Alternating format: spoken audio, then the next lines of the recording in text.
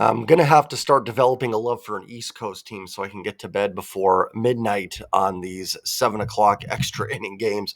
What is up? What is going on, everybody?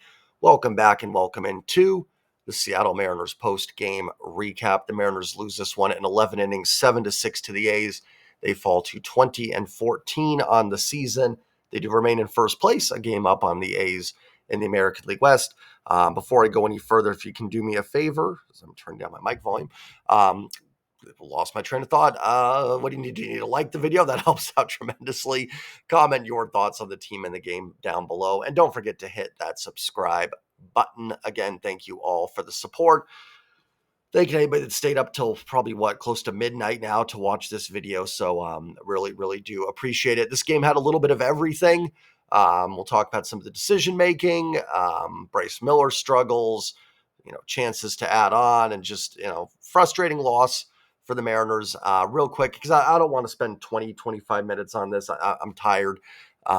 Big picture, again, they're going to lose a couple games in a row. Knew it was going to happen. The team is banged up right now. So you figured they'd probably hit a little bit of a tough patch, if you want to call it that, losing two in a row. So nothing that I'm big picture worried about. It's when you're going through it, the Mariners are going through it, the injuries, you just want to survive. That's why I even said that 500 on this road trip would not make me too upset. That means you have 2 games left against the A's. You split them. I'd take coming home 21-15 in a 3-3 trip. You just don't want to let it get out of hand. You don't want to get swept. Again, not that that would mean season over or anything, but you just, again, I always talk about it. You don't want the losses to start spiraling. So I'm not really upset or anything or have any different outlook or philosophical message to give you guys on the season. Mariners were really hot. They'd won 6 in a row. They'd won 8 series in a row. Dropped one yesterday in a series they won, and they opened up the series with a tough loss against the A's. Truthfully, if you're not a fan of either one of these teams, think a pretty good baseball game between two teams that are, I think going to be in the mix. I think this is a pretty good A's team that they've impressed me with what I've seen so far. And the Mariners have obviously been impressive so far in this young season as well. So, I think overall, as a baseball fan, you'd say it was a fun watch, a fun baseball game that went down to the wire, and the A's, happen to nip the Mariners in this one, and hopefully the Mariners can return the favor and get the W tomorrow. I will add that the umpiring was atrocious. You guys know I'm not one to blame umps, and it's certainly, the Mariners got out of that 10th inning there, but I thought the umpiring crew was really bad. I didn't see how that was catcher's interference on Cal. I mean, New York confirmed it. I guess maybe the laces, the strings do count as interference. I don't know. And that was in the same at bat where a pitch pretty much right down the middle to Urias was called a ball. So it ended up not really mattering. And I thought Munoz deserved that strike 3 call against Soderstrom in the 10th inning that was borderline after everything that happened there. So I never really blame the umps. The teams have got to go out there and play some baseball. But I thought it was a really bad job. I don't know who the home plate umpire was tonight, but I thought he was bad. Thought he was bad, and we have systems in place that can make this better. But again, not anything that I thought cost the Mariners. Bryce Miller, again, not very sharp tonight. 4 innings, gives up 4 runs. Actually doesn't walk anybody, but just goes to show that you don't have to 0 walks doesn't mean your command control was great either. Now, again, kudos to him for not walking anybody. But again, another night where Bryce Miller just not very sharp. Now, last week against the Angels, he was able to work around it because that's just not a very good Angels offense. This A's offense has been pretty good. They're top 10 in WRC+. They don't walk a ton, but they also do not strike out. I thought the A's had some tremendous at-bats tonight. I really did. Up until Munoz came in, I didn't think there was one at-bat where I went, wow, that was a bad at-bat there by the A's in that situation. They get runners in when they're at third. They foul off pitches left and right. So where was I going with that? Oh, Bryce Miller. Last week against a poor Angels lineup, he was able to wiggle around it and get 5 shutout innings. Couldn't wiggle around it today against the A's. Again, avoided the walks. But Miller just still does not look like Bryce Miller. Only 1 strikeout as well. I could chalk that up a little bit to the A's just don't strike out a ton. So that may have been the reason for that more than Bryce missing bats. Sorry, I'm yawning. Gee, great recap. Sorry, everybody. But yeah, Bryce Miller to me is looks off. I know a lot of speculation that he's hurt. The Mariners are really good at not pushing their pitchers. Colby and Ty were talking about today on Locked On Mariners. Kirby was touching 98 yesterday, and Colby even kind of alluded to the fact that you wonder if maybe this rehab assignment could have started sooner for Kirby. Logan Gilbert is out and throwing, so it looks like he might be okay. My point is, this team does not shy away from, hey, we think you're hurt, we're going to shut you down for a little bit as a pitcher. And I know some people have speculated that, well, they don't want to have Gilbert, Kirby, and Miller on the IL. Well, Miller was struggling before Gilbert got hurt. So I don't think it's an injury issue. I do wonder if it's a little confidence going on that Bryce just maybe isn't feeling good in the bullpens, and it's just carrying over onto the mound. Because funny enough, he hasn't been hit all that hard this year. Now, I haven't looked at all the data for today. Langoliers did hit a pretty big home run against him, and there was definitely some more hard hit balls today. But overall, it's not that he's been hit super hard. It's just he's not throwing a ton of strikes, and he's walking a lot of guys. And again, even today, even though 0 walks, I still thought the command control hurt him. He had a lot of 3-ball counts, had to throw a ton of pitches, was in, I think, close to 60 before he got an out. I think he was over 65 before he got an out in the 3rd inning. It prevented him from going deep into the game, only going 4 innings in this one. So even though he ended up not walking anybody, now, to the A's credit, they were fouling off a ton of pitches, but still just Bryce Miller not super sharp. I do wonder, if this continues for Bryce, and you guys can discuss in the comments section, but when Kirby comes back, I think first about Logan Evans will go down. But when you get Gilbert and Kirby back, and hopefully that's soon, do you think if Bryce doesn't turn it around, do you maybe send him down? Not as like a demotion, but dude, we want you to work on this on the side. Go to Tacoma, get your confidence right, and stuff like that. Because like Bryce Miller hasn't been horrifically bad or anything. I mean, even now his ERA is like 4.1. It was 3.5 coming into today. ERA is not, the only way to measure a pitcher, obviously. So the overall results haven't been as awful, but he's just teetering, right? He just looks like he's on the edge of disaster. And it's tough to watch when pitchers don't have that command control because, man, everything 2-0, 3-1, 3, you're just like, oh, don't walk him. Then a base hit. I'm not saying they're going to. I'm not trying to like overreact to it, but this is now, what are we, 7 starts in, and there's really been 1 start against the Reds where I thought Bryce was just dialed in like Bryce Miller of last year. The rest has been like a Gil Mesh. This, for those of you that are my age, this is like kind of Gil Mesh starts where it's just all over the place. The stuff is good enough where like he can wiggle around it, but it's a tough watch. So I do wonder if it continues like 2-3 more starts and he's not hurt. And I'm sure he's dealing with things, right? If he's talked about a little arm fatigue, some back stuff his last start. So I don't think he's like 100%, but I really do think if he was hurt, the Mariners would IL him. They have been patient with pitchers, and I think they'd be willing to do that. So I don't think it's anything that warrants an IL stint. I think it's just getting that confidence back. But, and tonight could have just been a good A's lineup hit him. That's the other thing too. Like if you just take each start in a vacuum, they all happen, but he's just starting to pile up those starts. The extra innings for the Mariners was a little interesting. Dan with some interesting bullpen decisions. Trent Thornton goes 2 innings. Then Munoz and Legumina. Kind of odd that Gabe Spire didn't pitch. I understand with Matt Brash being super careful. You would think Brash should be available tomorrow. Maybe they're going 2 days off. Then he'll pitch. Then it's 1 day off. Trying to really ease him back in. But Spire threw 10 to 15 pitches on Saturday. Before Saturday, he had last thrown on, I want to say, Tuesday. So a little worried something going on with Spire there. He wasn't even up and warming. So clearly Gabe Spire was not available tonight, which seems like he should have been available tonight. I don't know why. So a little bit worried about that. And when you factor in that Brash and Spire clearly weren't available, there's not much Dan can do. And, again, I think he's made some moves that have made me go scratch the head a little bit. But, and I thought even last year, I thought Scott was like a little bit better at some of like, okay, this guy pitches in this pocket stuff. You're also not getting length from your starting pitching. And that's what really hurts.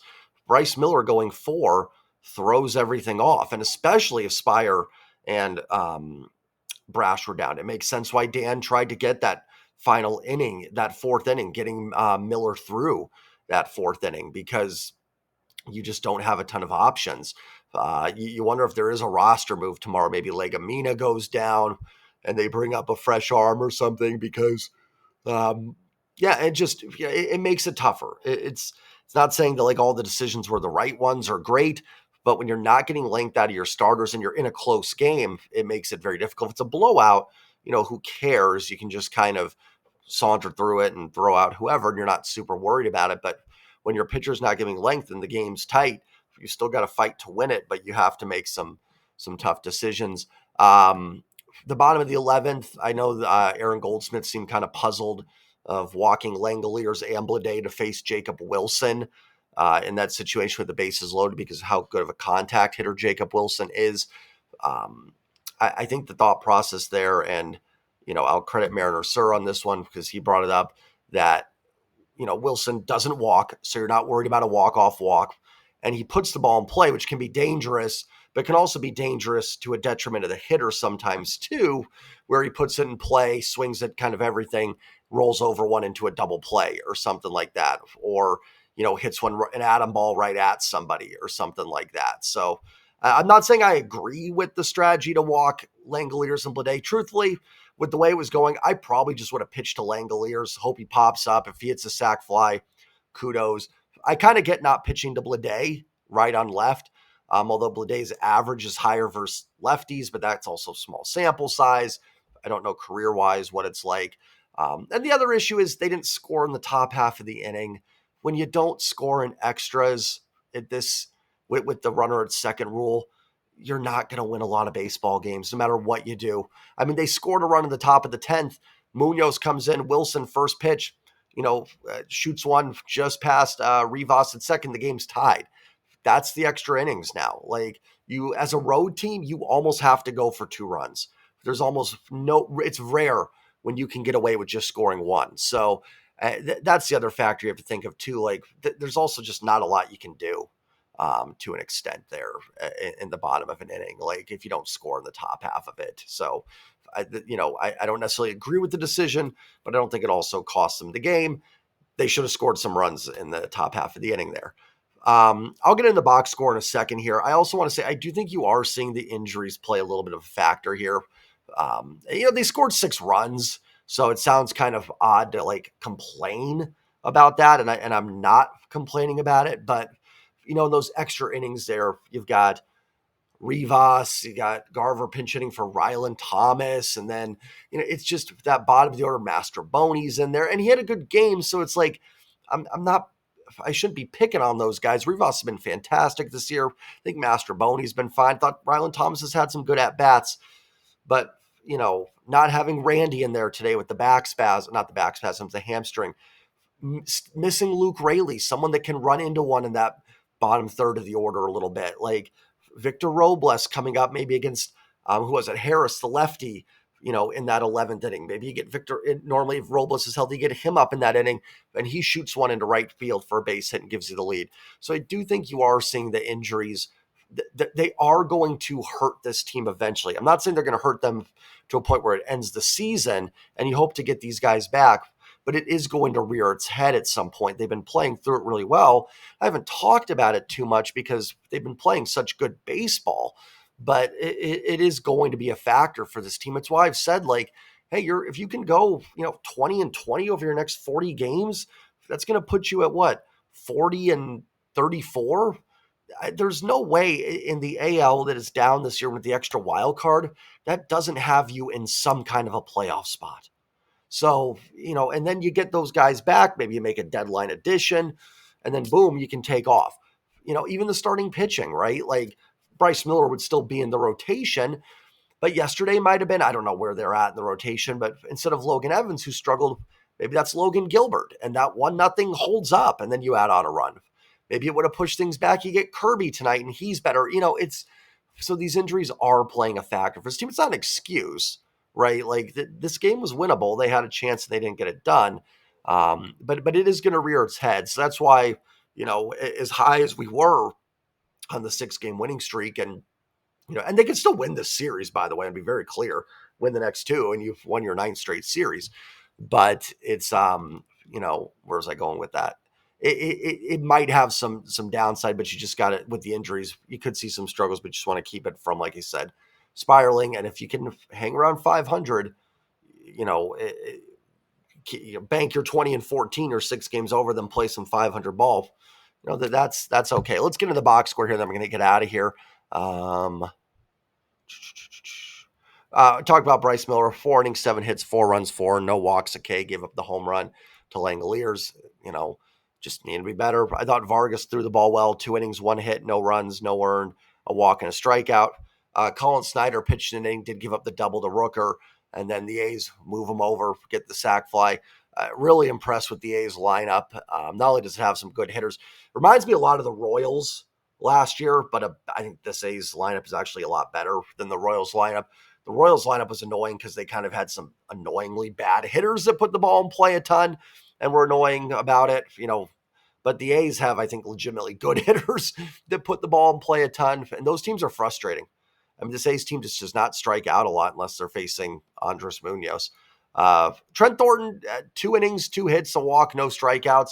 I said when I said I'm done with Thornton, he's going to go on a 10-inning run and give up no runs. He is now at 3 2/3 without giving up a run since I've said that. So, Thornton did his job. He did fine. He got 2 shutout innings on there. Not worried about the walks to strikeouts again against an A's team that just does not strike out. Man, just annoying. And not only do they, but it's funny with the A's, they don't walk a ton, which is also kind of funny. You think about the Moneyball A's and everything, and now it's like a team that doesn't strike out, doesn't walks, has some speed and everything. But anyways, they don't walk a ton, but man, they spit on so many pitches that were right there.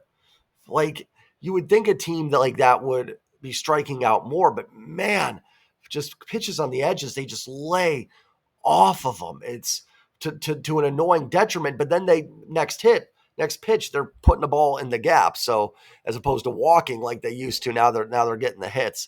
Andres Munoz, tremendous, 1 inning, 1 hit, a run. It wasn't earned. It was the ghost runner, 1 walk, 3 strikeouts. Again, I don't see how that was catcher's interference. And then Munoz comes back, doesn't just strike out the side. Well, he does, but Lawrence Butler, Brent Rooker, and Tyler Soderstrom. I mean, 3 tremendous hitters for the A's, and Munoz strikes them out. So not only does he strike out probably the 3 best hitters on the A's, it's also a team that just doesn't strike out, and Munoz gets them there. Unfortunately, probably means Munoz is down tomorrow. It's going to sound like a defeatist attitude, but you'd probably rather have just lost that game in the 9th inning or something like that and had Thornton give up that, was it Blade that missed a home run just barely in the corner there? Probably rather have lost there, and then you'd still have Munoz, and the A's would have, used Mason Miller, who is probably going to be down tomorrow. We'll say that's a good news. The A's bullpen's pretty beat up too. They had a good series winning wise in Miami, but their bullpen threw a lot of pitches. Ferguson threw 3 days in a row. He's probably down. Miller threw a ton of pitches on Saturday, threw a lot of pitches tonight. So Mason Miller is probably down tomorrow as well. So at least it evens out a little bit. But yeah, you're probably down Andres Munoz tomorrow. So kind of a shame because you wasted a real gutsy performance there from Munoz. Like I said, and knowing what we know now, I would have preferred that fly ball off Thornton just go over the fence and end it like that. Casey Legumina, 3rd of an inning, gives up a run, 2 walks, but they were intentional, and it is what it is. Mariners walk 5. They do strike out 5, but most of that from Munoz. Offensively, 8 hits. They do have 7 walks, 9 strikeouts. JP had a nice game, 2 for 4 with a couple walks on base 4 times. Polanco, 1 for 5. You have an RBI single, is kind of a parachute. Mariners had a lot of those little kind of Babbitt bloop singles in that 3rd, 4th inning, whatever it was, to take the lead. Polanco had one of them. Cal was 0 for 3, had that tough at bat against Mason Miller in the 9th. I mean, You'd love to get it there because then Munoz comes in with a clean inning. But I thought Cal had a tough at bat there. He battled. Um, it happens. Mason Miller's really good. Cal still does reach base twice. Julio was 0 for 4 with a walk. Nice walk against Mason Miller. I thought it was a great job to spit on that slider. Give Julio credit there. I thought his at bat in the eighth was atrocious. First pitch just pops it up, and then some fly outs to right field. With the injuries that going on and for the bottom of the order not having the pop, you'd love to see Julio get into a few. Maybe you can do it off Springs tomorrow. Rowdy Tellez 2 for 4 with an RBI. Taylor pinch ran. Solano hit for him, was 0 for 1. Did drive the ball to the gap and move the runner over. Thought for a second it would get down. Master Boney 1 for 4, 2 RBIs, had the RBI single and the sac fly. Ben Williamson 2 for 5, couple RBIs, tied the game in the eighth. Couple parachute singles dropping for Williamson. Rivas 0 for 4 with a walk. Thomas 0 for 3 with a walk. Thought he had some good at bats. Even his at bat against Miller, thought was pretty decent. Garver pinched hit, was 0 for 1. That was disappointing. That was probably their best chance in that 11th inning to get that run there and, extend the game a little bit or give yourself a chance to win it in the bottom of the 11th. So Garver continues to walk, but we got to see some balls in play here too and some slugging from Mitch. So, yeah, I don't know. Just this game had a feel. I never felt comfortable in this one. This series does make me nervous. The A's are pretty hot. They're playing good ball. They're healthy. It seems. I know they're missing like Zach Geloff and some stuff, but not making excuses for the Mariners being hurt. But it seems like a tough time to play them. So I'm not going to lie. If Mariners can get one of the next two, I'll probably be okay with that. Tomorrow's going to be tough. I don't know about Emerson Hancock against this A's lineup. Good test for him. Springs was really good against the Mariners his first time out. Looks like the numbers are always scuffling a little bit since then. You do have Brian Wu on Wednesday. Feel pretty good about that, but we'll see. So yeah, this game just had a feel. The Mariners went up 4-2. Never felt comfortable in this one. It's kind of a hitter's ballpark. It's an A's team that puts the ball in play a ton. It really reminds me of some of those Royals series, but I think the A's are even better offense than the Royals. But that's kind of what it felt like. It was just everything in play. So I don't know if the A's had a bad at bat outside of maybe that 10th inning against Munoz. Everything was pretty solid. I mean, or like, they made outs. They seemed to be moving runners over, and stuff like that. So, I mean, everything seemed to be kind of productive for the A's. So, all right, I'm falling asleep. That's all I've got. Tough loss. Hopefully they bounce back tomorrow. Like, comment, subscribe. And as always, go Mariners. Peace.